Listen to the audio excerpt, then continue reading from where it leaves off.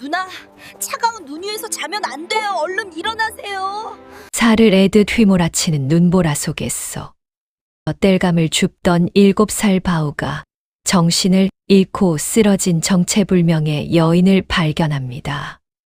고사리 손으로 여인의 꽁꽁 얼어붙은 발을 비비며 온기를 나누던 아이는 그녀의 품속에서 떨어진 서슬퍼런 단검과 기묘한 가죽 지도가 장차 온 마을을 불바다로 만들 무서운 불씨라는 사실을 꿈에도 모른 채 위험한 동행을 시작합니다.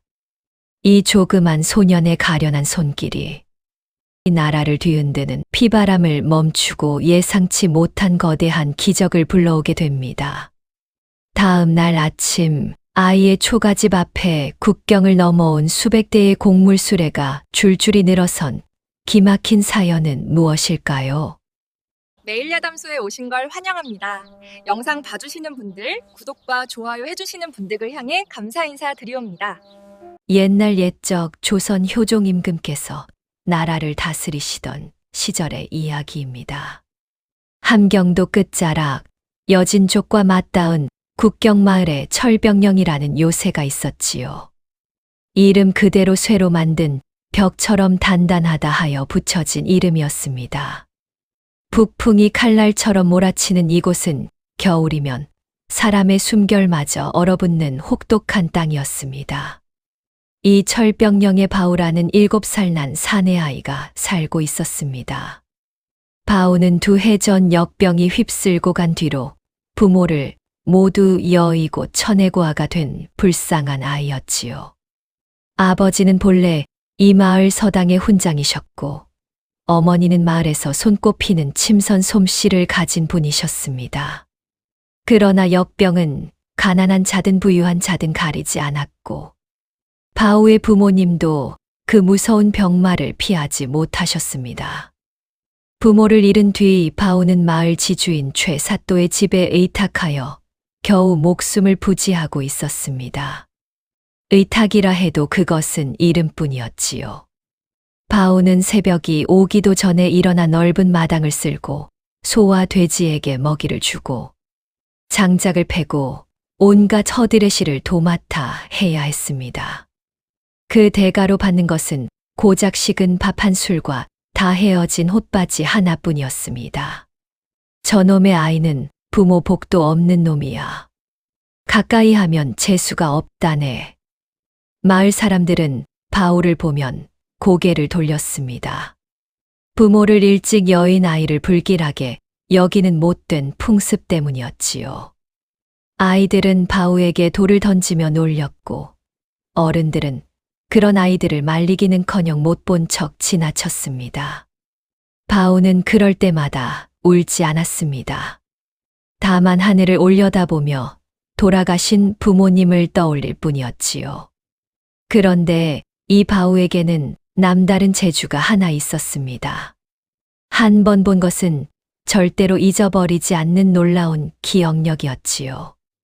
어느 날 바우가 성벽 근처에서 마당을 쓸다가 군사들이 진법 훈련을 하는 것을 보았습니다. 바우는 그날 저녁 땅바닥에 나뭇가지로 그 진법을 똑같이 그려냈습니다. 성벽에 높이며 망루에 위치며 군사들이 서 있던 자리까지 토시 하나 틀리지 않았지요. 허허, 이것 참 귀신이 곡할 노릇이로구나. 이 광경을 우연히 지켜본 사람이 있었습니다.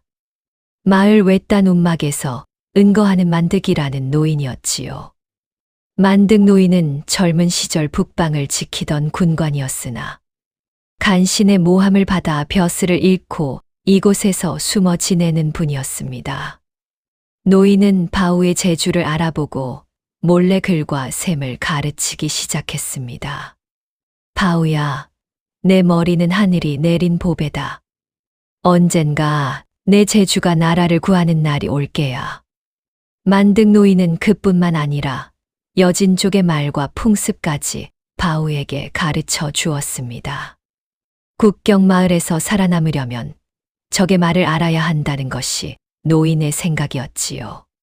한편 최사또는 바우의 영민함을 자신의 이익에 이용하였습니다. 최사또의 아들 최도리는 15살이 되도록 천자문도 제대로 떼지 못하는 둔재였지요.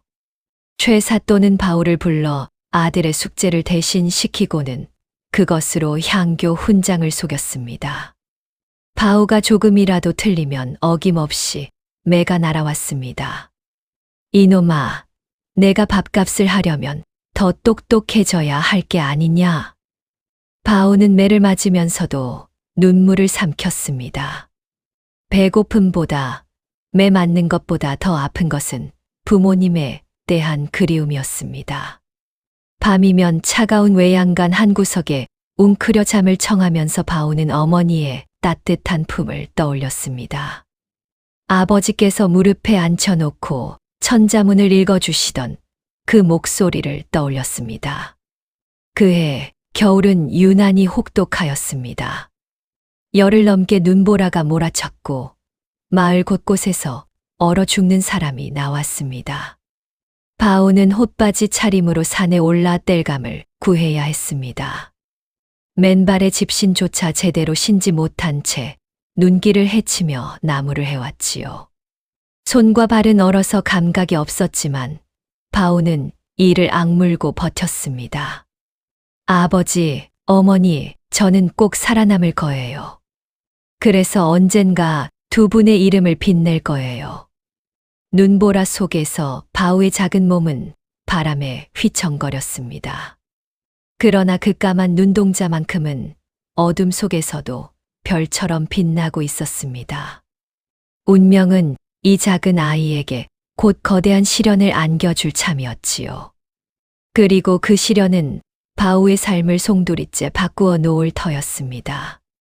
철벽령의 차가운 바람 속에서 7살 소년 바우의 이야기가 이제 막 시작되려 하고 있었습니다. 바우에게 이 세상에서 유일하게 따뜻한 곳이 있었으니 그것은 바로 만등 노인의 작은 움막이었습니다. 마을에서 한참을 걸어 산기슭에 다다르면 소나무 숲 사이로 낡은 움막 하나가 숨어 있었지요. 지붕은 군데군데 뚫려 있었고 문짝은 삐걱거렸지만 바우에게는 그곳이 세상 어느 대궐보다 귀한 곳이었습니다. 바우야, 오늘은 또 무엇을 배워볼까? 만등 노인은 바우가 올 때마다 화롯불에 언 손을 녹여주고는 따뜻한 미음 한 사발을 먼저 내밀었습니다. 노인의 주름진 손은 거칠었지만 그 손길에는 세상의 온기가 담겨 있었지요. 바우는 그런 노인의 손을 볼 때마다 돌아가신 할아버지가 떠올랐습니다. 한 번도 뵌 적 없는 할아버지였지만 만약 살아 계셨다면 만득 노인 같은 분이 아니셨을까 하고 생각하였지요. 노인은 바우에게 그를 가르치며 늘 이렇게 말씀하셨습니다. 내 재주는 하늘이 내린 것이다. 그러나 재주만으로는 아무것도 이룰 수 없느니라. 재주 위에 마음을 얹어야 비로소 큰 사람이 되는 법이야. 바우는 고개를 끄덕이며 노인의 말씀을 가슴에 새겼습니다. 그를 배우는 시간도 좋았지만 바우가 더 좋아하는 것은 여진족의 말을 배우는 시간이었습니다. 노인은 젊은 시절 북방에서 오래 근무하셨기에 여진족의 말과 풍습을 손바닥 들여다보듯 알고 계셨지요. 아무다, 이것은 여진말로 아버지라는 뜻이다. 애네, 이것은 어머니라는 뜻이고. 바우는 처음 그 단어들을 배울 때 가슴이 먹먹해졌습니다. 아버지, 어머니. 그 단어들은 어느 나라 말로 부르든 가슴 시린 그리움을 불러일으켰지요. 바우는 밤마다 그 여진말 단어들을 되뇌며 부모님을 떠올렸습니다. 어느 날 바우는 산에서 머루와 다래를 한 움큼 따왔습니다. 얼어붙은 산속에서 겨우 찾아낸 것들이었지요. 바우는 그것을 자신이 먹지 않고 품에 고이 넣어 만든 노인에게 가져갔습니다. 할아버지, 이거 드세요. 달아요. 노인은 아이의 손에 들린 보랏빛 열매들을 보며 한동안 말을 잊지 못하였습니다. 제 입에 넣을 것도 없는 아이가 자신을 위해 산을 헤맨 것이 눈에 선이 보였기 때문이었지요. 이놈아, 넌 왜 이렇게 남 걱정부터 하느냐? 내가 먹어야지. 할아버지가 드셔야 오래오래 사셔서 저한테 더 많이 가르쳐 주실 수 있잖아요. 노인의 눈가에 이슬이 맺혔습니다. 7살밖에 안 된 아이의 그 맑은 효심에 노인은 가슴이 뜨거워졌지요. 노인은 머루 하나를 입에 넣으며 생각하였습니다. 이 아이는 반드시 크게 될 것이라고. 하늘이 이토록 맑은 심성을 품게 하신 데는 분명 뜻이 있을 것이라고 말입니다. 그러나 마을의 사정은 날로 흉흉해지고 있었습니다. 요즘 들어 국경 너머 여진족의 움직임이 심상치 않다는 소문이 파다하게 퍼지고 있었지요. 성벽을 지키는 군사들의 순찰이 부쩍 잦아졌고 마을 어귀에는 낯선 관리들이 드나들며 무언가를 탐문하였습니다. 여진 오랑캐들이 쳐들어올 거라네. 첩자가 벌써 숨어들었다는 소문도 있고. 아이고, 무서워라. 우리 같은 백성이야 죽으나 사나 당하는 신세 아니겠소. 마을 사람들은 불안에 떨며 수군거렸습니다. 최사또는 이 틈을 타서 백성들의 곡식을 더욱 가혹하게 거두어들였지요.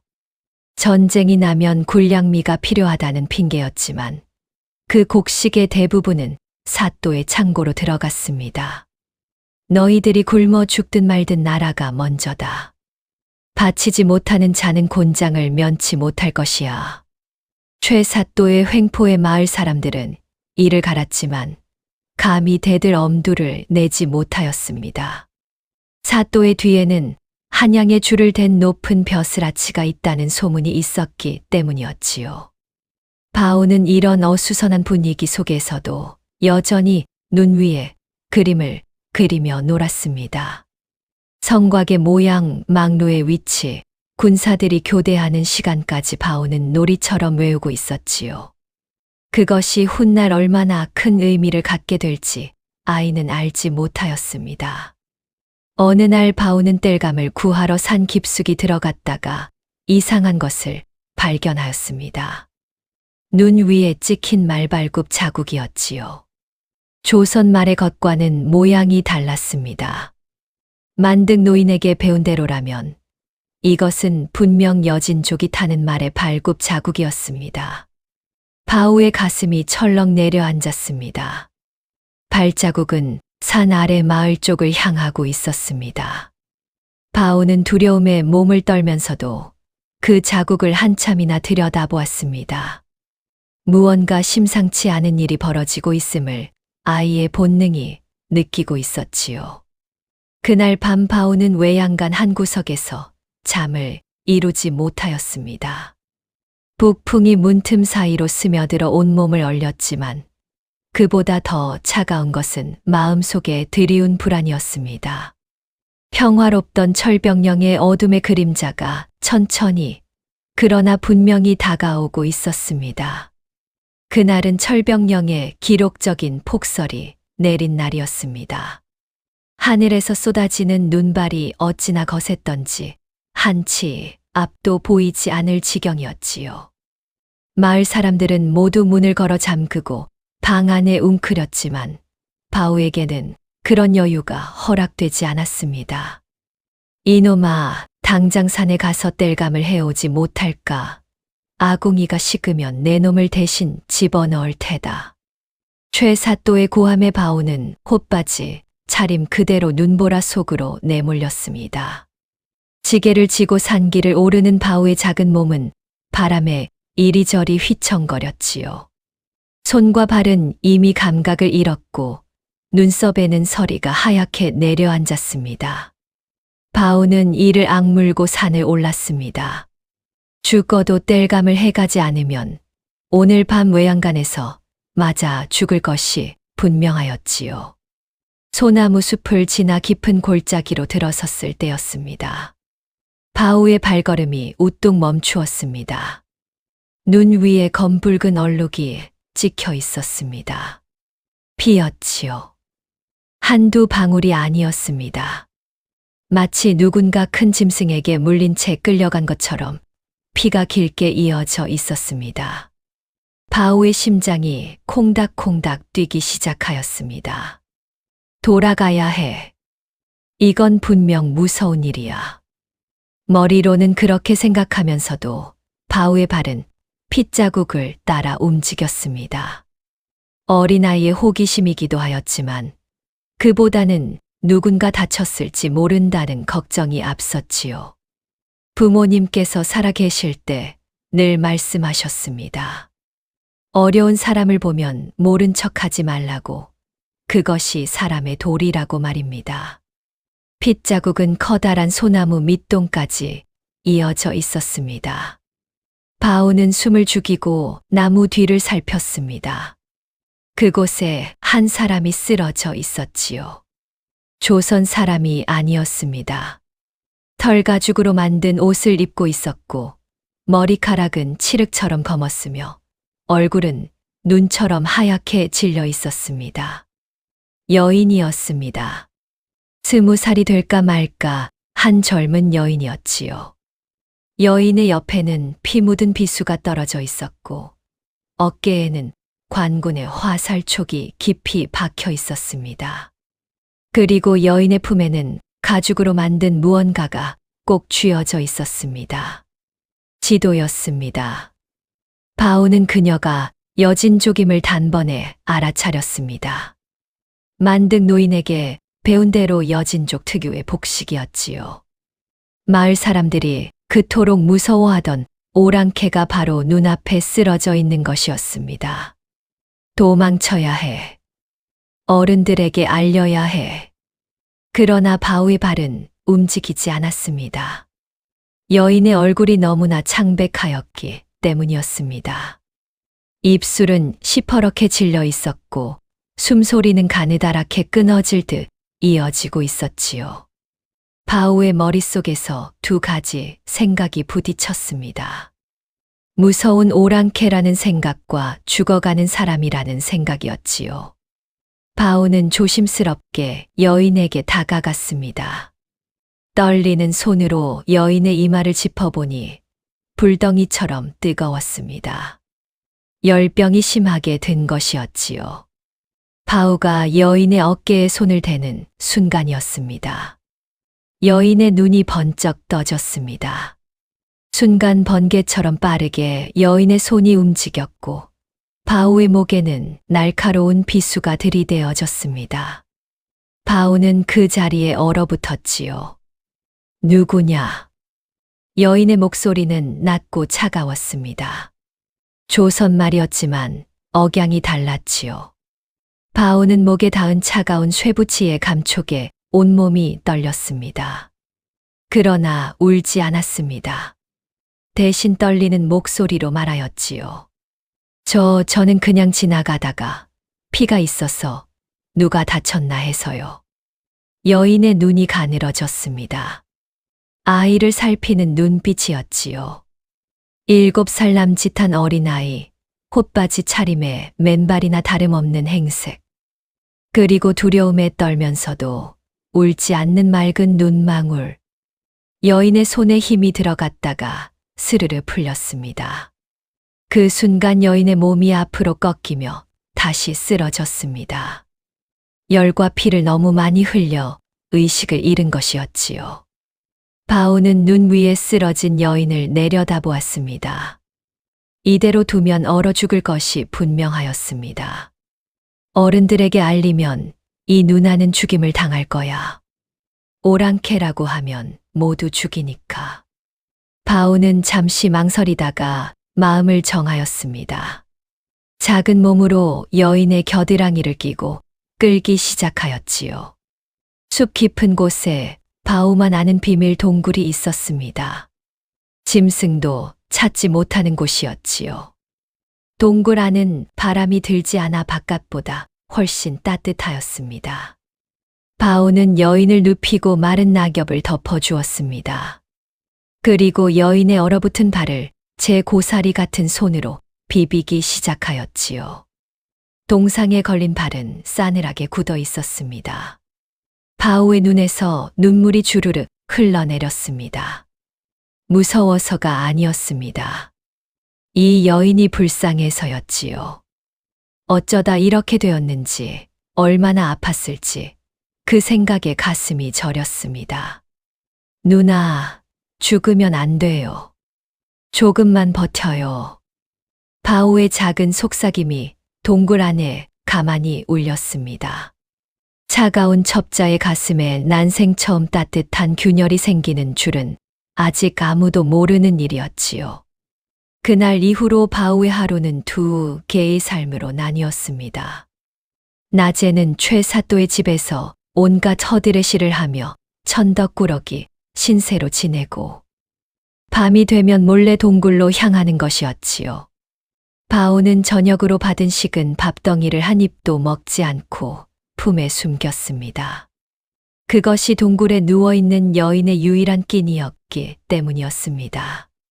첫날 밤, 바오가 밥덩이를 내밀었을 때 여인은 경계의 눈초리로 아이를 노려보았습니다. 여인의 이름은 아란이었습니다. 여진족 대추장의 외동딸이자 조선의 성곽 지도를 완성하여 아버지께 바치려던 최정의 첩자였지요. 아란은 조선말을 유창하게 구사하였고 검술과 암기술에도 뛰어났습니다. 그러나 철병령 성벽을 염탐하다가 순찰 군사에게 발각되어 화살을 맞고 도주하던 중이었지요. 이것을 왜 가져왔느냐? 독이라도 탔느냐? 아란의 목소리는 여전히 차가웠습니다. 바오를 짐승 취급하는 눈빛이었지요.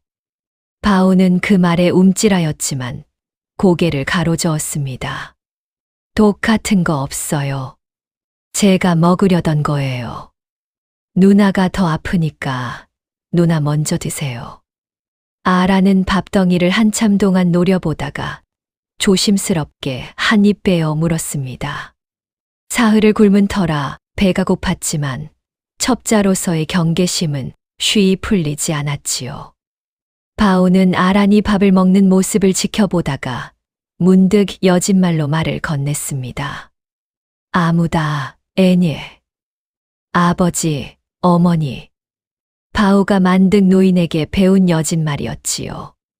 아란의 눈이 크게 떠졌습니다. 조선 아이가 여진말을 하다니, 그것도 이렇게 어린아이가 말입니다. 내가 어찌 우리말을 아느냐. 산에 사시는 할아버지가 가르쳐 주셨어요. 여진 사람들 말을 알면 나중에 쓸모가 있다고 하셨어요. 바오는 서투르지만 정성껏 여진말로 더듬거렸습니다. 그리고 조심스럽게 덧붙였지요. 누나, 아프지 마세요. 제가 매일 밥 가져올게요. 아란의 표정이 미세하게 흔들렸습니다. 이 아이는 자신이 여진족임을 알면서도 도와주겠다는 것이었지요. 발각되면 목숨이 위태로울 텐데도 말입니다. 아라는 그 순간 묘한 감정을 느꼈습니다. 경계심 속에 섞여 들어온 알 수 없는 따뜻함이었지요. 며칠이 지나자 아란의 몸은 조금씩 회복되기 시작하였습니다. 화살촉은 바오가 만든 노인에게 몰래 가져온 약초로 치료하였지요. 물론 노인에게는 산에서 다친 짐승을 돌보고 있다고 둘러댔습니다. 아라는 몸을 추스르면서 동굴 안에서 자신의 임무를 점검하였습니다. 품에서 가죽 지도를 꺼내어 펼쳤을 때 아란의 얼굴이 일그러졌습니다. 도주하면서 여러 번 넘어지는 바람에 지도의 중요한 부분이 찢어지고 지워져 있었지요. 철병령 성곽의 핵심 구조가 담긴 부분이었습니다. 이것을 어찌한다. 아라는 이를 갈았습니다. 이 지도를 완성하여 아버지께 바치는 것이 자신의 유일한 임무였기 때문이었지요. 그런데 바오가 지도를 힐끗 보더니 갑자기 말하였습니다. 누나, 이거 철병령성 아니에요? 여기가 찢어졌네. 아란의 눈이 번뜩였습니다. 내가 이것을 아느냐? 저 매일 그 앞에서 마당 쓸거든요. 성벽이랑 막루랑 다 알아요. 바오는 동굴 바닥에 흙을 고르더니 나뭇가지로 그림을 그리기 시작하였습니다. 성벽의 높이, 막루의 간격, 군사들이 교대하는 위치까지 놀라울 정도로 정확하였지요. 아라는 입을 다물지 못하였습니다. 이 어린아이의 머릿속에 철병령의 모든 정보가 들어 있었던 것이었습니다. 아란의 마음속의 검은 생각이 스쳤습니다. 이 아이를 이용하면 지도를 완성할 수 있다. 임무를 마치고 국경을 넘을 수 있다. 첩자로서의 본능이 그렇게 속삭였지요. 바오야, 이것을 종이에 그려줄 수 있겠느냐? 바오는 아무런 의심 없이 고개를 끄덕였습니다. 그럼요. 누나가 필요하면 그려줄게요. 아라는 바오가 건네준 밥그릇을 받아들며 복잡한 감정에 휩싸였습니다. 이 아이는 자신을 죽음에서 건져주었고 매일 밤 굶어가며 밥을 날라다 주고 있었습니다. 그런 아이를 이용해야 한다니. 아란의 가슴 한 구석이 묘하게 쓰렸지요. 한편 마을에서는 최사또가 수상한 낌새를 맡기 시작하였습니다. 바오가 저녁마다 밥을 남기지 않고 어디론가 사라지는 것을 눈여겨본 것이었지요. 저놈이 요즘 행색이 이상하다. 어디서 무슨 짓을 하는 게야. 사또의 신복이 바오의 뒤를 밟기 시작하였습니다. 그러나 바오는 숲길을 귀신같이 꿰뚫고 있었기에 쉬이 발각되지 않았지요. 그래도 위험의 그림자는 점점 짙어지고 있었습니다. 동굴 안에서 아라는 바오가 끓여온 미음을 호호 불며 마셨습니다. 대추장의 딸로 태어나 온갖 산의 진미를 먹고 자랐건만 이 묽은 미음 한 그릇이 그 어떤 것보다 따뜻하게 느껴지는 것은 어찌 된 일이었을까요? 아라는 미음 그릇을 내려놓으며 바오를 바라보았습니다. 아이는 벌써 새근새근 잠이 들어 있었지요. 이 아이는 대체 무엇이란 말인가? 저게 아이인데 왜 이토록 마음이 흔들리는 것인가? 아라는 잠든 바오의 이마에 살며시 손을 얹었습니다. 첩자의 차가운 손끝에 아이의 온기가 전해져 왔습니다. 적과 동지의 경계가 희미해지는 순간이었지요. 최사또는 본래 의심이 많은 사람이었습니다. 그것이 탐관오리로서 오래 살아남은 비결이기도 하였지요. 요즘 들어 바오의 행동이 영 수상하였습니다.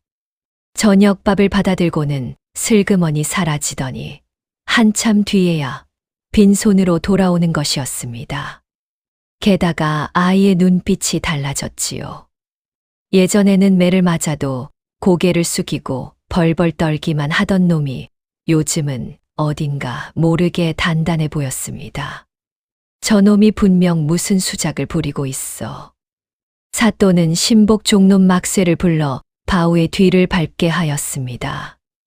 그러나 바오는 어둠 속에서도 숲길을 귀신처럼 빠져나갔고 막쇠는 번번이 놓치고 말았지요. 그러던 어느 날 밤이었습니다. 바오가 부엌에서 밥덩이를 품에 숨기는 것을 막쇠가 똑똑히 목격한 것이었습니다. 나으리, 저놈이 밥을 훔쳐서 어디론가 가져가고 있사옵니다. 최사또의 눈이 번뜩였습니다. 밥을 훔쳐간다고요. 혼자 먹으려는 것이 아니라면 누군가에게 가져다 주고 있다는 뜻이었지요. 요즘 마을에는 여진족 첩자가 숨어들었다는 소문이 파다하게 퍼져 있었습니다. 관군이 쏜 화살에 맞고 도주한 첩자를 아직 잡지 못하였다는 이야기도 들렸지요. 사또의 머릿속에서 무서운 생각이 꿈틀거렸습니다. 설마 저놈이 오랑캐와 내통하고 있는 것은 아니겠지. 그날 밤 바오가 산으로 향하려는 순간 막쇠가 뒤에서 덮쳤습니다. 바오는 붙들려서 사또 앞에 끌려왔지요. 이놈아, 밥을 어디로 빼돌리고 있었느냐? 누구에게 가져다 주었느냐? 최 사또의 고함이 마당에 쩌렁쩌렁 울렸습니다. 바오는 땅바닥에 무릎을 꿇은 채 입술을 굳게 다물었지요. 아란 누나를 발설하면 누나는 죽임을 당할 것이 분명하였습니다. 말을 못하겠다 이거냐? 좋다. 내 입을 열어주마. 사또가 손짓하자 막쇠가 곤장을 들고 다가왔습니다. 첫 번째 매가 바오의 등을 내리쳤습니다. 어린 살같이 찢어지는 듯한 고통이 온몸을 휘감았지요. 바오는 비명을 삼키며 이를 악물었습니다. 누구냐? 어디에 숨겨두었느냐? 두 번째, 세 번째 매가 연달아 떨어졌습니다. 바오의 등에서 피가 배어 나왔지요. 그래도 아이는 입을 열지 않았습니다. 10대, 20대, 매는 계속되었습니다. 바오의 의식이 아득해질 때쯤 사또가 매질을 멈추게 하였습니다. 고집도 세군. 좋다. 오늘은 이만 봐주마. 하지만 내일까지 입을 열지 않으면 내 손가락을 하나씩 자를 테다. 바오는 피투성이가 된 채 헛간에 내던져졌습니다. 온몸이 불덩이처럼 뜨거웠고 조금만 움직여도 등이 찢어지는 것 같았지요. 그러나 바오의 머릿속에는 오직 한 가지 생각뿐이었습니다. 누나에게 밥을 가져다 주어야 해. 누나가 배고프면 어떡해. 바오는 이를 악물고 일어섰습니다. 비틀거리는 몸을 억지로 끌고 헛간을 빠져나왔지요. 뒷담을 넘고 숲길을 걸어 동굴에 도착하였을 때 바오의 몸은 이미 한계에 다다라 있었습니다. 바오야. 아란이 동굴 입구에서 쓰러지는 바오를 받아 안았습니다. 아이의 등을 보자 아란의 얼굴이 굳어졌지요. 피범벅이 된 등, 살갗이 터져 드러난 상처. 그것은 차마 눈뜨고 보기 힘든 광경이었습니다. 누가 이랬느냐? 누가 너를 이 지경으로 만들었느냐? 바오는 희미하게 웃어 보이며 품에서 밥덩이를 꺼냈습니다. 피가 조금 묻어 있었지만 아이는 그것을 아란에게 내밀었지요. 누나, 오늘은 이것밖에 못 가져왔어요. 미안해요. 아란의 눈에서 뜨거운 것이 흘러내렸습니다. 첩자로 살아온 20년 세월 동안 단 한 번도 흘리지 않았던 눈물이었지요. 이 아이는 매를 맞으면서도 자신을 발설하지 않았습니다. 피를 흘리면서도 밥을 가져왔습니다. 대체 이 아이의 마음은 무엇으로 만들어진 것인지 아란은 알 수 없었습니다. 그날 밤 아란은 바오의 상처를 정성껏 씻기고 약초를 발라주었습니다. 아이는 통증에 신음하면서도 잠이 들었지요. 아란은 잠든 바오의 얼굴을 한참 동안 내려다보았습니다. 미안하다. 정말 미안하다. 나 때문에 내가 이 고통을 당하는 것이다. 아란은 품에서 완성된 지도를 꺼내어 바라보았습니다. 바오가 그려준 덕분에 지도는 완벽하게 복원되어 있었지요. 이 지도만 가져가면 임무는 끝나는 것이었습니다. 그러나 발걸음이 떨어지지 않았습니다. 이 아이를 두고 어떻게 떠날 수 있단 말인가요? 한편 마을에는 흉흉한 방이 붙었습니다. 첩자를 숨겨주는 자는 3대를 멸하리라. 관가의 명령이었지요. 마을 사람들은 두려움에 떨며 서로를 의심하기 시작하였습니다. 만득 노인은 바오의 상처를 보고 모든 것을 눈치챘습니다. 노인은 바오를 조용히 불러 타일렀지요. 바오야, 내가 큰일을 하려거든 스스로를 먼저 보살펴야 하느니라. 내가 쓰러지면 누구도 지킬 수 없다. 바오는 울먹이며 대답하였습니다. 할아버지, 저 누나는 나쁜 사람이 아니에요. 무섭게 생겼지만 눈이 슬퍼요. 저를 해치지 않았어요. 만득 노인은 깊은 한숨을 내쉬었습니다. 이 아이의 마음이 얼마나 깊은지 노인은 알고 있었지요. 그러나 다가오는 폭풍이 얼마나 거센지도 노인은 알고 있었습니다. 최 사또의 집에서는 바우의 옷가지를 뒤지던 막쇠가 무언가를 발견하였습니다. 바우의 저고리에서 은은하게 풍겨오는 낯선 향료 냄새였지요. 여진족 특유의 향이었습니다. 나으리, 이것을 보시옵소서. 사또의 눈에 잔인한 빛이 번쩍였습니다. 마침내 확신을 얻은 것이었지요. 열흘이 지나자 아란의 몸은 거의 회복되었습니다. 화살에 맞았던 어깨도 이제는 칼을 휘두를 수 있을 만큼 나아졌지요. 동굴 안에서 아란은 조용히 짐을 꾸렸습니다. 바우가 그려준 지도는 완벽하게 완성되어 품 안에 고이 접혀 있었습니다.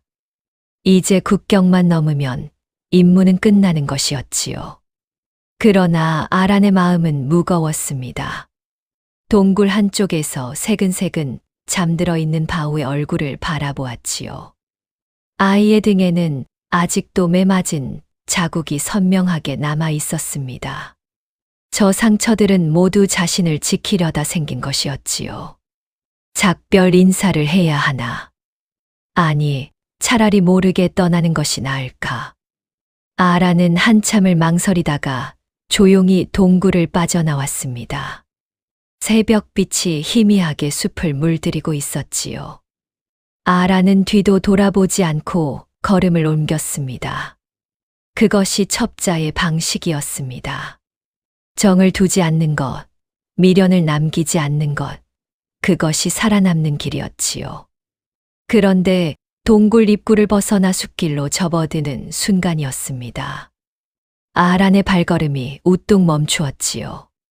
저 멀리 동굴 앞 빈터에서 횃불이 타오르고 있었습니다. 사람들의 고함 소리가 새벽 공기를 찢었지요. 저놈이다. 저놈이 오랑캐를 숨겨주고 있었다. 최 사또였습니다. 사또가 이끄는 무리가 동굴을 포위하고 있었지요. 그리고 그 한가운데에 바우가 무릎을 꿇려 있었습니다. 막쇠가 아이의 머리채를 움켜쥐고 있었고 사또는 칼을 빼어 들고 서 있었지요. 이놈아, 오랑캐가 어디 있느냐? 당장 불지 못할까?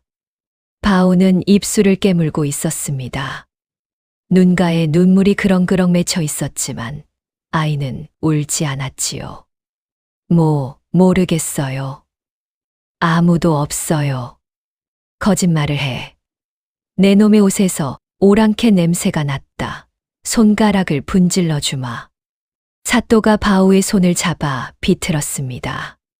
아이의 입에서 비명이 터져 나왔지요.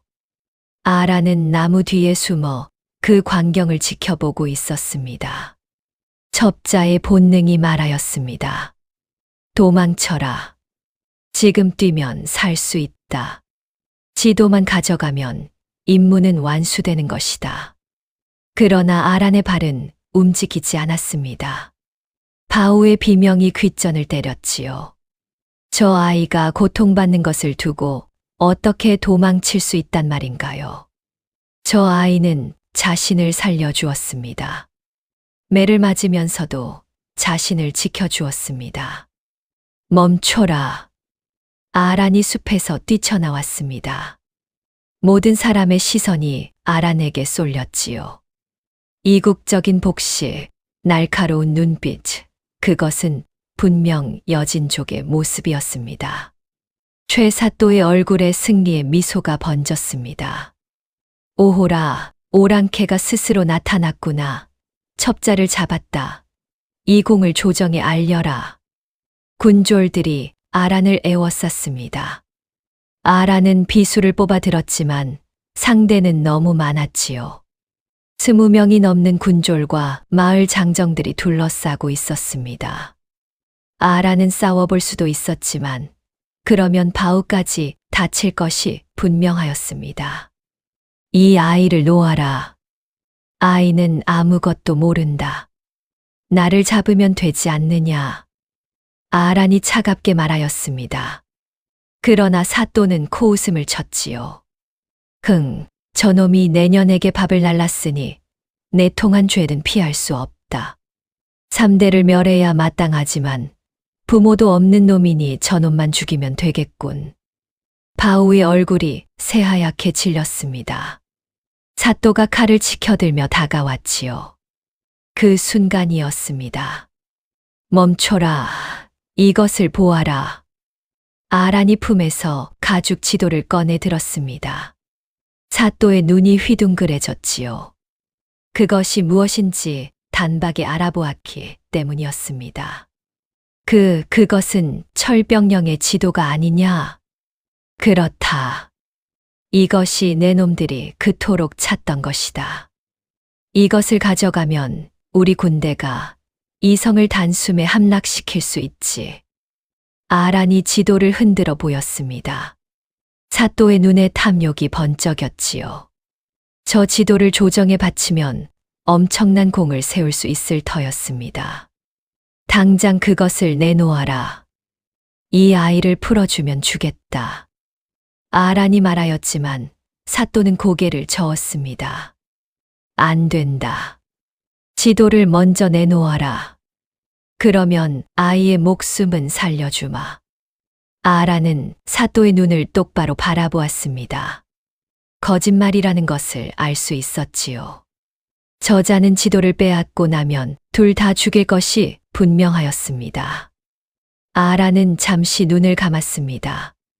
그리고 결심하였지요. 좋다. 원하는 대로 해주마.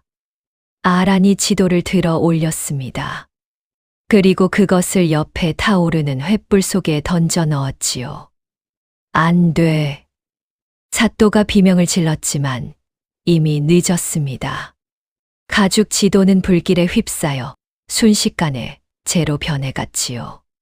10년의 세월을 바쳐 완성한 임무가 목숨보다 귀하게 여기던 정보가 한 줌의 재가 되어 흩어졌습니다. 누나. 바우가 울먹이며 외쳤습니다. 아란이 웃어 보였지요. 담담한 미소였습니다. 괜찮다, 바우야. 누나는 괜찮아. 그것은 거짓말이었습니다. 지도를 태운다는 것은 첩자로서의 모든 것을 포기한다는 뜻이었지요. 아버지의 기대를 저버리고 부족의 미래를 내팽개치는 것이었습니다. 그러나 아란은 후회하지 않았습니다. 이 아이를 지키기 위해서라면 그 정도는 치를 수 있었지요. 최 사또는 분노로 얼굴이 시뻘겋게 달아올랐습니다. 인연이 감히 공을 세울 기회를 날려버리다니. 둘 다 당장 압송하라. 직접 본때를 보여주마. 군졸들이 아란과 바울을 거칠게 묶었습니다. 아란은 저항하지 않았지요. 다만 바우에게 여진말로 조용히 속삭였습니다. 미안하다. 작은 별아. 누나 때문에 내가 고생하는구나. 바우는 눈물을 뚝뚝 흘리며 고개를 저었습니다. 아이의 손이 아란의 손을 꼭 잡았지요. 두 사람은 그렇게 묶인 채 관하로 끌려갔습니다. 정보를 잃은 첩자와 그녀를 지키려던 소년의 운명이 칠흑 같은 어둠 속으로 빠져들고 있었습니다. 관아 지하 감옥은 햇빛 한 줄기 들지 않는 어둠의 구덩이였습니다. 축축한 돌벽에서는 곰팡이 냄새가 진동하였고 바닥에는 썩은 짚이 깔려 있었지요. 아란과 바우는 쇠사슬에 묶인 채 나란히 갇혀 있었습니다. 바우의 손목은 쇠고랑에 쓸려 벌겋게 부르터 있었고 아란의 얼굴에는 끌려오면서 맞은 멍이 시퍼렇게 들어 있었지요. 바우야, 춥지 않느냐? 아란이 낮은 목소리로 물었습니다. 바우는 이를 딱딱 부딪히며 고개를 저었지요. 저는 괜찮아요. 누나가 더 추울 것 같아요. 아란은 쓴웃음을 지었습니다. 이 아이는 자신이 더 고통스러운 상황에서도 늘 남을 먼저 걱정하였지요.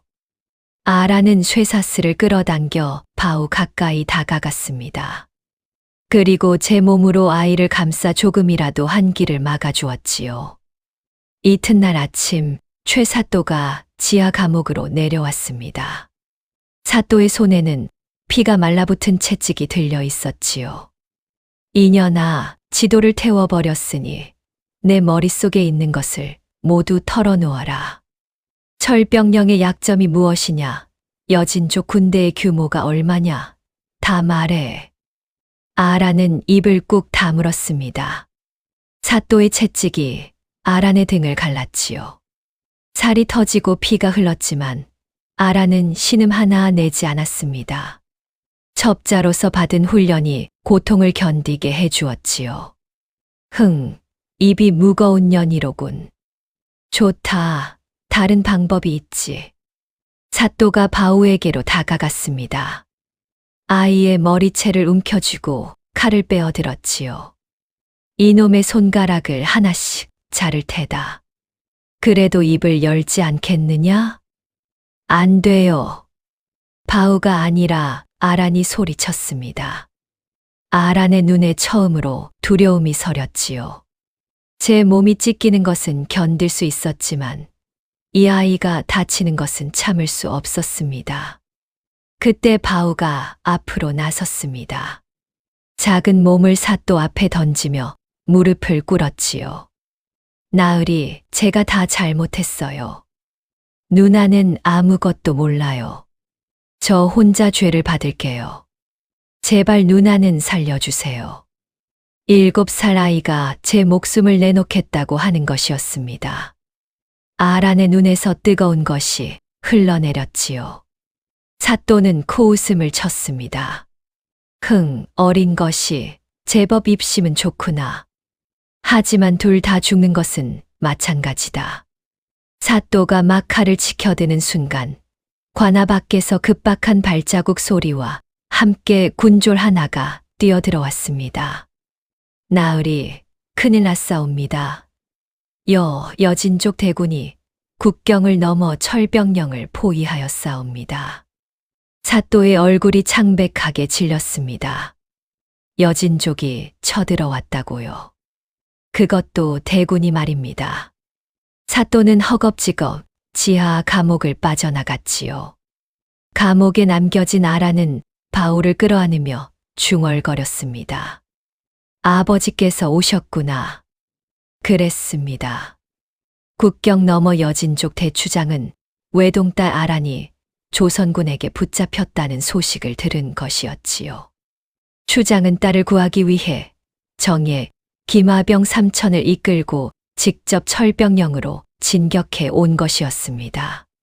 성벽 위에서 내려다보면 지평선 끝까지 여진족 군대가 가득 메우고 있었습니다.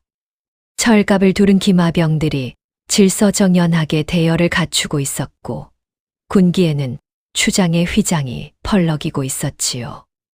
마을 사람들은 공포에 질려 울부짖었습니다. 아이고, 이제 다 죽게 생겼구나. 저 아이 때문이야. 저 고아놈이 오랑캐를 숨겨줘서 이 난리가 난 거라고. 바울을 손가락질하는 사람들도 있었습니다. 만등 노인은 그 소리를 듣고 주먹을 불끈 쥐었지요. 노인은 몰래 관아 주변을 맴돌며 바울을 구출할 기회를 엿보고 있었습니다. 지하 감옥에서 아라는 바우에게 조용히 말하였습니다. 바우야, 미안하다. 모두 누나 때문이야. 내가 누나를 만나지 않았으면 이런 고생을 하지 않았을 텐데. 바우는 고개를 저었습니다. 아니에요. 저는 후회 안 해요. 누나를 만나서 좋았어요. 누나는 저한테 진짜 누나 같았어요. 아란의 가슴이 찡하게 저려왔습니다. 어린 시절부터 첩자로 길러지며 정을 나눌 사람이 없었지요. 어머니는 아란이 3살 때 돌아가셨고 아버지는 늘 전쟁과 부족의 일로 바빴습니다. 누군가에게 진심으로 의지하고 진심으로 아껴주고 싶다는 마음을 처음으로 느낀 것이 바로 이 작은 아이 앞에서였지요. 그때 다시 사또가 지하 감옥으로 내려왔습니다. 사또의 눈에는 광기가 서려 있었지요. 저놈들이 너를 내놓으라고 하는구나. 좋다. 내 목을 베어 성벽에 걸어주마. 그러면 저놈들의 사기가 꺾일 테지. 군졸들이 아란을 끌어냈습니다. 바우가 울면서 매달렸지요. 안 돼요. 누나를 죽이지 마세요. 제발요. 아란은 끌려가면서도 바우를 돌아보았습니다. 그리고 담담하게 말하였지요. 울지 마라, 바우야. 누나는 괜찮아. 내가 살아만 있으면 누나는 괜찮아. 바우의 손이 아란의 손을 꼭 잡았습니다. 작은 손가락에 힘이 들어갔지요. 누나, 겁내지 마세요. 제가 지켜줄게요. 꼭 지켜줄게요. 7살 아이의 그 말이 어둠 속에서 작은 등불처럼 빛났습니다. 아라는 그 말을 가슴에 품고 지상으로 끌려 올라갔지요. 성벽 아래에서는 여진족 대군이 살기를 뿜어내며 기다리고 있었습니다. 일촉즉발의 순간이 다가오고 있었습니다. 똥이 틀 무렵 철벽령 성벽 위에는 살벌한 기운이 감돌았습니다. 최사또는 바울을 성벽 가장 높은 곳에 묶어 세웠지요. 아이의 손목과 발목은 굵은 밧줄로 칭칭 감겨 있었고 차가운 바람이 아이의 홑바지를 펄럭이게 하였습니다. 자, 이제 저 오랑캐 놈들에게 본때를 보여주마. 사또가 성벽 아래를 향해 고함쳤습니다. 지평선 끝까지 가득 메운 여진족 대군이 철병령을 에워싸고 있었지요.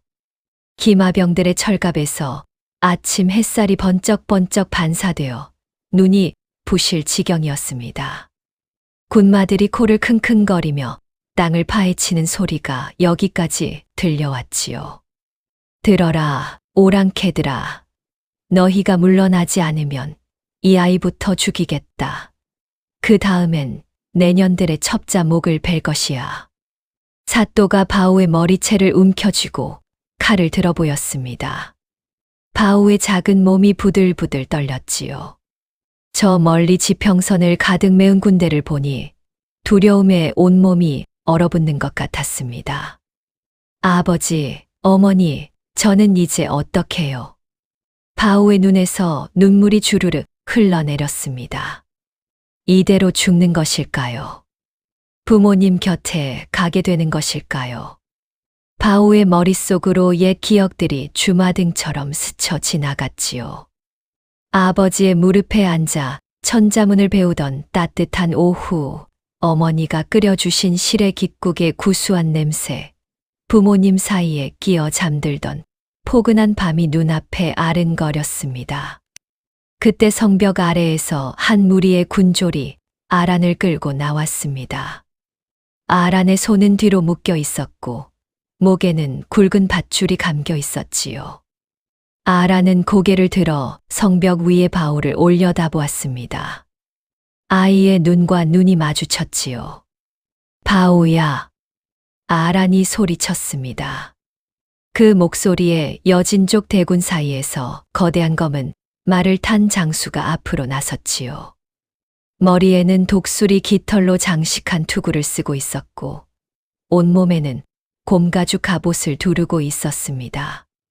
여진족 대추장 아란의 아버지였습니다. 추장의 눈에 아란이 들어왔습니다. 외동딸이 밧줄에 묶인 채 끌려 나오는 모습을 보자 추장의 얼굴이 무섭게 일그러졌지요. 감히 내 딸에게 이 무슨 짓이냐? 추장의 고함이 천둥처럼 성벽을 흔들었습니다. 여진족 병사들이 활시위를 당기며 대기하였지요. 조금만 잘못하면 수천 개의 화살이 성벽을 뒤덮을 태세였습니다. 최사또는 오히려 겁에 질린 목소리로 더 크게 외쳤습니다. 물러나지 않으면 이 아이를 먼저 죽이겠다. 그 다음엔 내년의 딸 목을 벨 것이야. 사또가 바우의 목에 칼을 들이댔습니다. 아이의 목에서 한 줄기 피가 흘러내렸지요. 바오는 눈을 질끈 감았습니다. 아버지. 아란이 추장을 향해 절규하였습니다. 이 아이를 다치게 하지 마소서. 제발. 이 아이는 아무 죄도 없사옵니다. 저를 살려준 은인이옵니다. 추장의 눈이 흔들렸습니다. 딸의 목숨을 구해야 한다는 생각과 저 어린아이를 죽게 둘 수 없다는 생각이 부딪혔지요. 추장은 말고삐를 부여잡고 고뇌하였습니다. 성벽 위에서 바오는 눈을 떴습니다. 아란 누나가 자신을 위해 울고 있었지요. 저 멀리 여진족 대군이 자신을 구하러 온 것은 아니었지만 누나를 구하러 왔다는 것은 알 수 있었습니다. 바오는 문득만득 노인의 말씀을 떠올렸지요.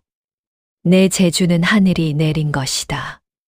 언젠가 내 재주가 나라를 구할 게야. 재주.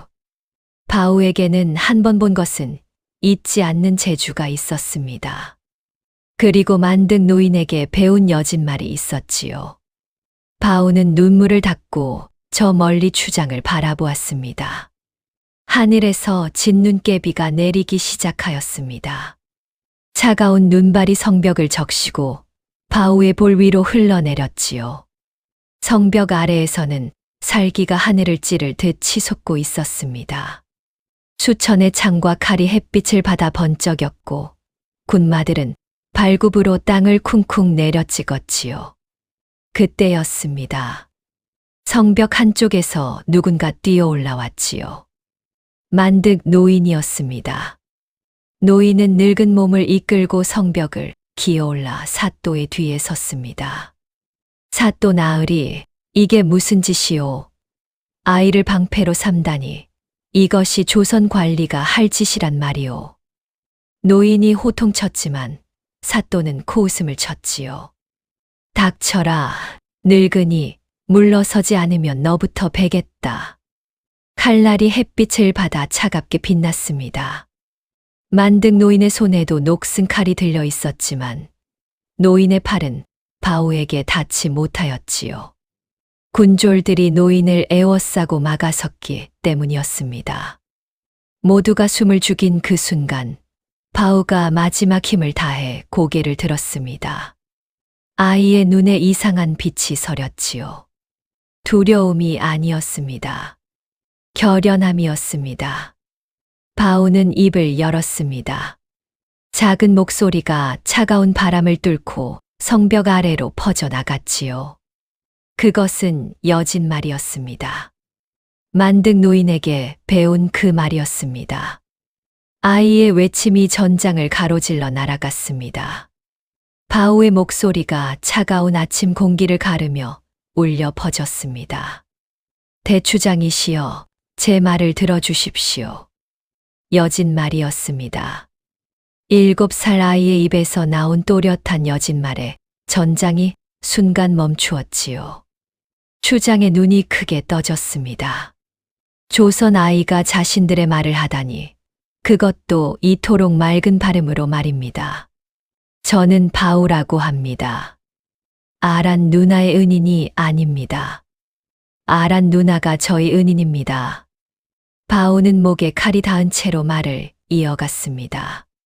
사또가 아이의 머리채를 더 세게 움켜쥐었지만 바오는 멈추지 않았지요. 우리 아버지는 전쟁을 원치 않으셨습니다. 아버지께서는 늘 말씀하셨습니다. 사람의 목숨은 어느 나라 사람이든 똑같이 귀하다고, 피를 흘리는 것보다 손을 맞잡는 것이 진정한 용기라고요. 추장의 얼굴에 묘한 감정이 스쳤습니다.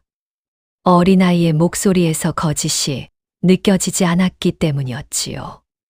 아란 누나는 지도를 태웠습니다. 저를 살리기 위해서요. 누나는 임무보다 저를 먼저 선택했습니다. 그것이 약함이옵니까? 아닙니다. 그것이야말로 진정한 강함이옵니다.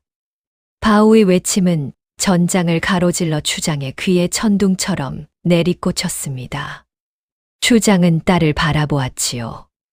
아라는 고개를 끄덕이며 눈물을 흘리고 있었습니다. 정말이었던 것입니다. 딸이 지도를 태웠다니, 목숨보다 귀히 여기던 임무를 포기했다니, 추장은 믿을 수가 없었지요. 바우는 숨을 고르고 다시 입을 열었습니다. 이번에는 노래를 부르듯 읊조렸지요. 칼날은 녹이 슬고 활시위는 끊어지나 사람의 마음에 심은 씨앗은 천년을 간다.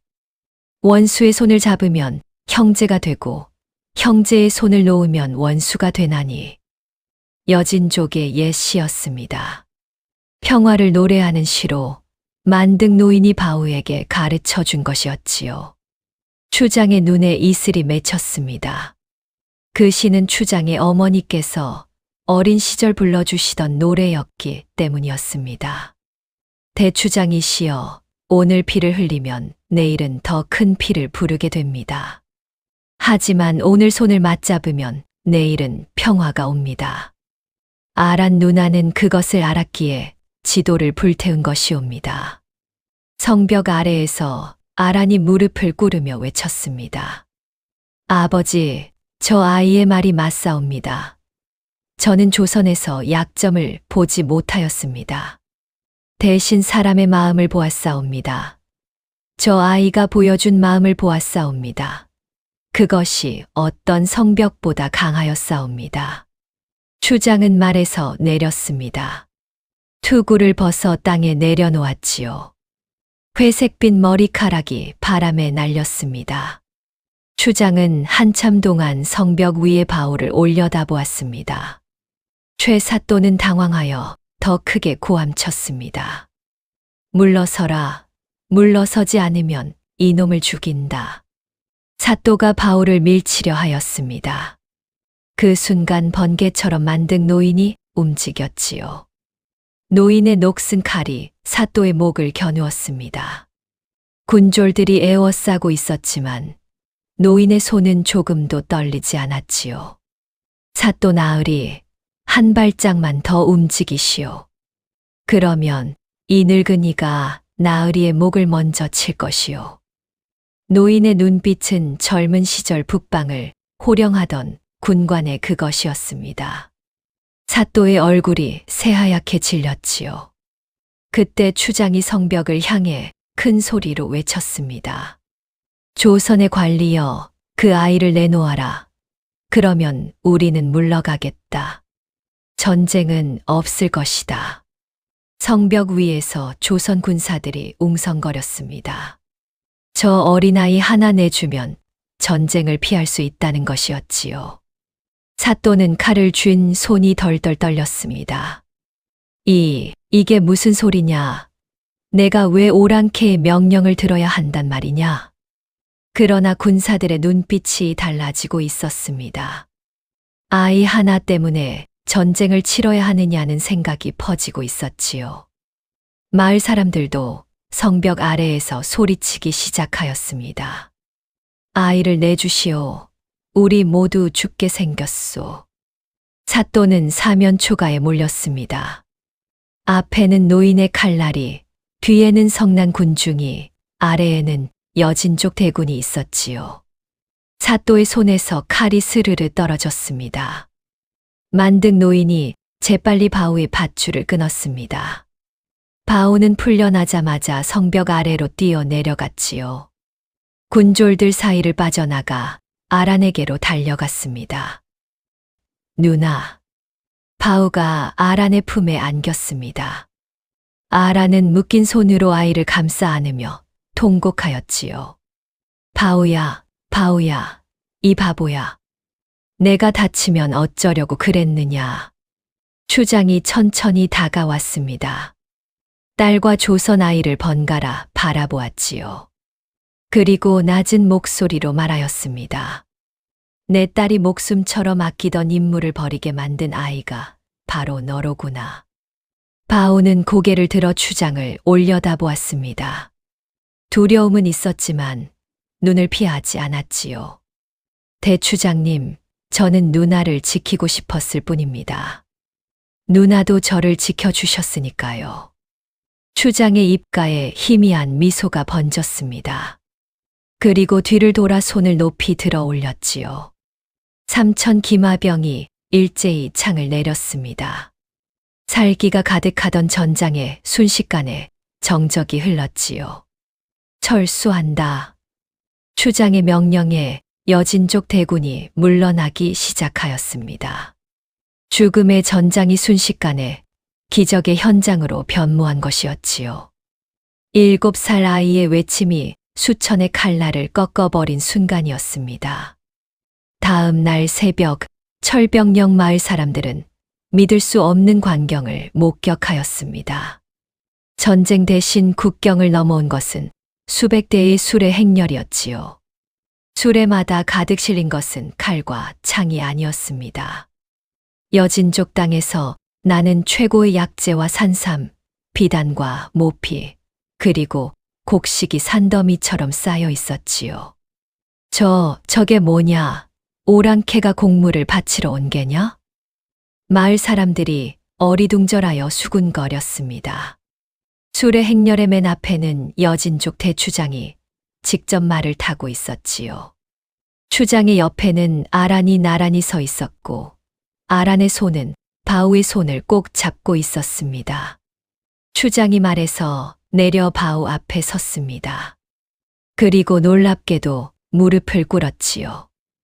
여진족 3천 병사를 호령하는 대추장이 7살 조선 아이 앞에 무릎을 꿇은 것이었습니다.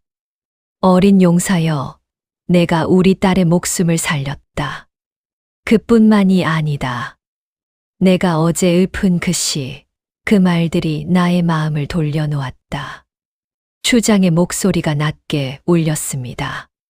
전쟁을 하면 이기더라도 수많은 목숨이 쓰러진다. 승리한들 그 피는 씻을 수 없는 것이다. 너는 그것을 나보다 먼저 알았구나. 아니, 우리 딸이 그것을 내게서 배웠던 것이로구나. 바오는 얼굴이 빨개져서 고개를 숙였습니다. 저는 그냥 누나가 죽는 게 싫었을 뿐이에요. 그리고 아무도 안 죽었으면 좋겠다고 생각했어요. 추장이 고개를 끄덕였습니다. 그것이 진정한 용기다. 칼을 휘두르는 것보다 칼을 거두는 것이 더 큰 용기가 필요한 법이지. 추장은 일어나서 손짓하였습니다. 수레에서 보물들이 내려졌지요. 산삼 100뿌리, 비단 1000필, 모피 500장, 곡식만 섬이 철병역 마을 앞에 쌓였습니다. 마을 사람들은 눈이 휘둥그레져서 입을 다물지 못하였지요. 이것은 내 딸의 목숨값도 아니요. 조선에 바치는 곡물도 아니다. 이것은 저 어린아이에게 드리는 보은의 선물이다. 저 아이가 두 나라의 운명을 살렸으니 그 은혜에 보답하는 것이다. 추장의 말에 마을 사람들이 웅성거렸습니다. 그제야 사람들은 자신들이 얼마나 큰 잘못을 저질렀는지 깨달았지요. 바울을 불길한 아이라 손가락질하고 오랑캐와 내통했다며 죽이라 외쳤던 것이 부끄러워졌습니다. 한편 최사또는 비참한 꼴이 되어 있었습니다. 첩자와 내통한 죄를 바우에게 뒤집어 씌우려 하였고 무고한 아이를 죽이려 하였으며 마을 백성들의 곡식을 착복한 죄까지 낱낱이 드러났지요. 마침 여진족의 침입 소식을 듣고 달려온 관찰사가 모든 것을 목격하였습니다. 최사또, 내 죄를 내가 알렸다.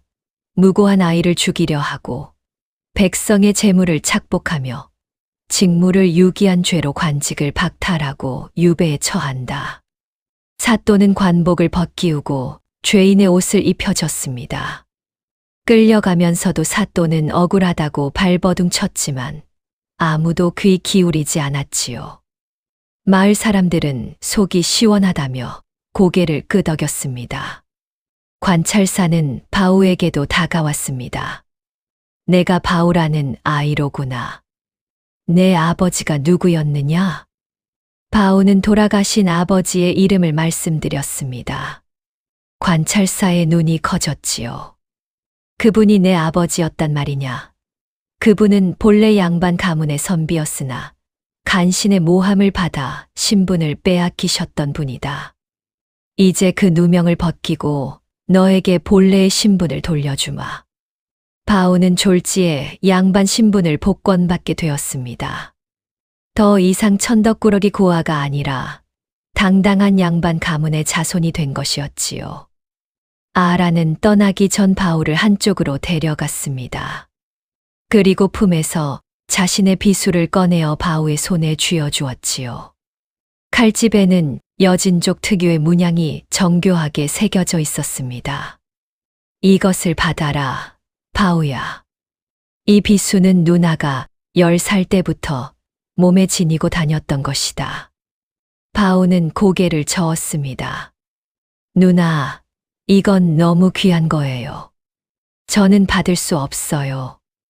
아란이 웃으며 바오의 손을 꼭 쥐어주었습니다. 이 비수로 누나는 많은 사람을 해쳤다. 하지만 이제 다시는 사람을 베지 않겠다고 약속한다. 내가 보여준 마음을 잊지 않고 살겠다는 뜻으로 이것을 내게 주는 것이다. 바오의 눈에서 눈물이 흘러내렸습니다. 누나, 또 만날 수 있어요? 아란이 바오의 머리를 쓰다듬었습니다. 물론이지. 국경이 무슨 대수겠느냐. 누나가 꼭 다시 찾아올 테니 그때까지 건강하게 잘 지내거라. 아라는 아버지를 따라 국경을 넘어갔습니다. 바오는 술의 행렬이 지평선 너머로 사라질 때까지 그 자리에 서서 손을 흔들었지요. 만득 노인이 바오의 어깨를 다독이며 말하였습니다. 바오야, 이제 내가 한양으로 가서 공부를 계속할 때가 되었구나. 내 재주와 마음이라면 반드시 큰 사람이 될 게야. 바오는 노인의 손을 잡고 고개를 끄덕였습니다. 할아버지, 제가 이렇게 된 건 다 할아버지 덕분이에요. 할아버지가 가르쳐 주신 글과 여진말, 그리고 그 시가 저를 살렸어요. 노인이 빙그레 웃었습니다. 사람의 진심은 칼보다 강하다. 내가 그것을 온 세상에 보여주었구나. 봄바람이 불어오는 철벽역 마을의 평화가 찾아왔습니다. 보은의 수레가 남긴 곡식 덕분에 그해 겨울 굶어 죽는 사람이 없었지요. 바오는 만득 노인과 함께 한양으로 떠났고 훗날 나라를 빛내는 큰 인물이 되었다고 전해집니다. 명심보감에 이르기를 선한 일을 한 사람에게는 하늘이 복으로써 갚는다고 하였습니다. 7살 어린 바오가 보여준 순수한 자애로움은 서슬퍼런 첩자의 칼날을 꺾고 거대한 전쟁의 불길마저 잠재우는 위대한 힘이 되었습니다. 사람의 진심은 국경과 신분을 초월하여 반드시 더 큰 복으로 돌아온다는 사실을 오늘 이 이야기가 증명하고 있습니다. 시청자 여러분께서도 주변에 건네는 작은 따뜻함이 훗날 감당할 수 없는 큰 기적으로 돌아오기를 간절히 기원합니다.